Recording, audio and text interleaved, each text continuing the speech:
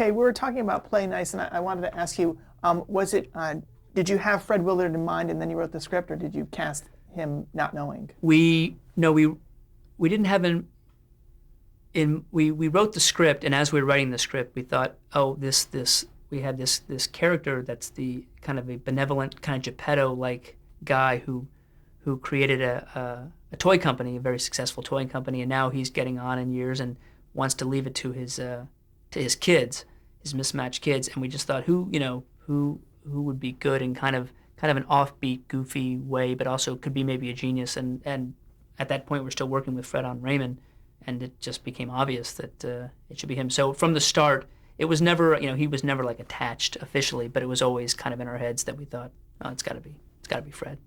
And can you talk a little bit about the other casting of that Play Nice? Sure. Well, you read, for the brother and sister roles, we probably read 200 people, and it just wave after wave of 27-year-old guys and girls come in, and it's my first time ever casting a pilot, something that I created. So you start to just hate everything you wrote because you're hearing your words mangled most of the time by actors that just aren't right for the part, and it's just one after another. It's 40, 50 people a day, and you're thinking, this whole thing, there's nothing funny about this whole thing.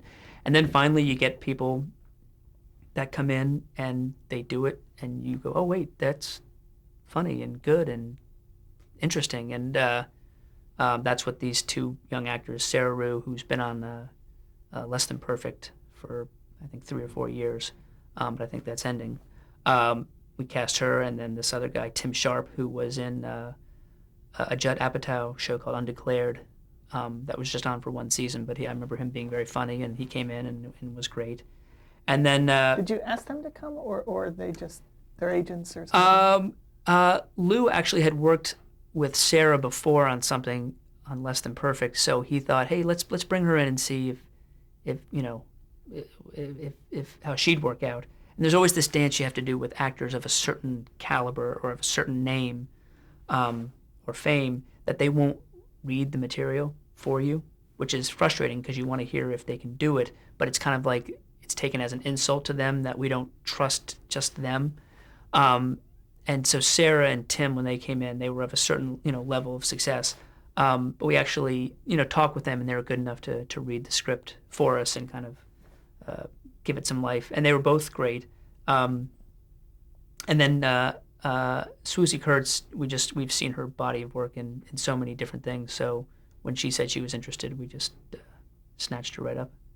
And then a friend of ours, a good friend actually of Phil's, who went to college with him, and they've kind of just come up together. Tom McGowan, who was on Raymond as a friend of Ray's.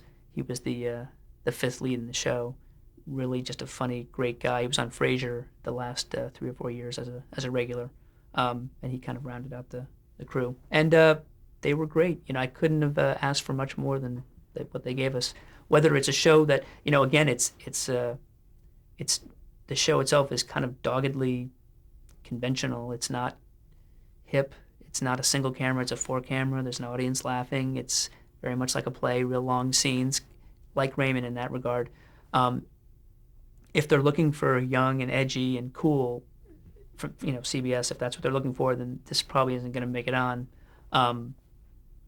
So we kind of leave it up to them at this point. We're happy with it. That's so are you doing the A plot, not the A B? You're doing more of the Raymond-y way? Yeah, that's in Lou and I, in thinking about where we would want to take the show next and coming up with story ideas. It's all just kind of single stories and kind of that old-fashioned way of telling stories. Do you have some scripts piled up? Or?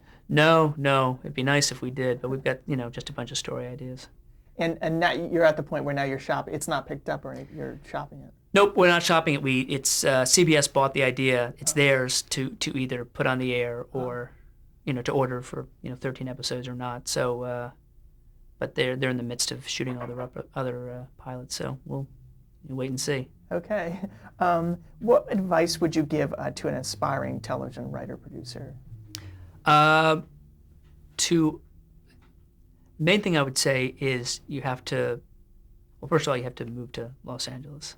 That's always kind of a tough thing. A lot of people like to think they can stay home wherever they are and write their scripts and send them in and then get an agent and come out once the money is there. But it's just not the way it works. So you have to make that big first step. And that's a tough one to move to Los Angeles, but you have to do it.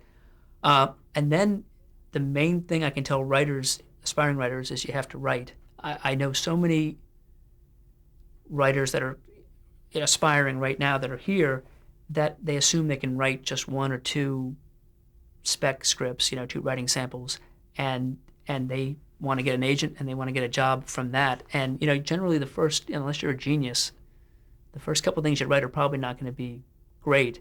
So I can only advise, give the advice of doing what I did, which is just you got to keep writing. If you got some crappy day job working as a PA on the Psychic Friends Network or at Starbucks, I know when you get home from work you're exhausted and you don't want to watch TV and eat and go to bed, but if you're out here to be a writer, you've got to write. You got to keep doing it, and you got to keep plugging away. When you finish one spec, don't put it out there and expect this will be the thing that gets you. You got to start writing that next one.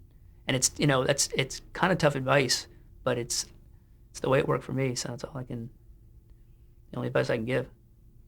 And what other projects do you have going, television or otherwise? I don't have anything. Why, do you have anything? You want to?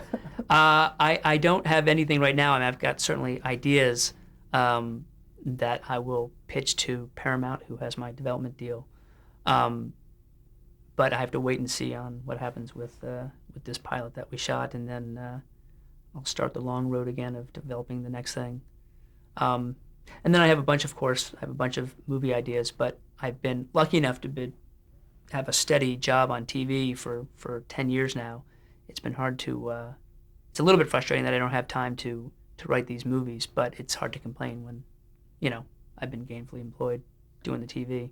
So you're also, still sort of doing the same thing where you're writing on your off hours. We're trying to, yeah. Although with the kids ruin everything. That's the thing that I found. But they're cute. Yeah, it gets harder and harder to find those off hours. But yeah, I try to keep out the movie stuff a little bit. But it's not as easy. I'd probably take my advice a little better and really push myself to do that too. Sort of a related question, or my last question is how do you see your career path in the next 10 or 20 years at long range? Oh my God. I have this fear, and it's hard to get any sympathy because I've been successful, but I have this fear that like this is as good as it's gonna get. Like you hope to work toward this 10 great years, and there's always this fear that my 10 great years, which I was wildly lucky to have, that it was my first 10 years writing, and that now it's just a slow slide into depression and drinking and whoring and what do I hope I do? I hope I can create a show that gets on the air and gets close to the popularity and the critical elan of Raymond and run that sucker into the ground. Phil was smart to pull the plug on it while it still had some strength, but I will ride this sucker right into the ground. I will, you want another season? You got it, baby. Let's go. All right. Well, wish you luck. I hope you have your next success. Thanks. And for the Archive of American Television, thank you very much for being with us. Thank you. Okay.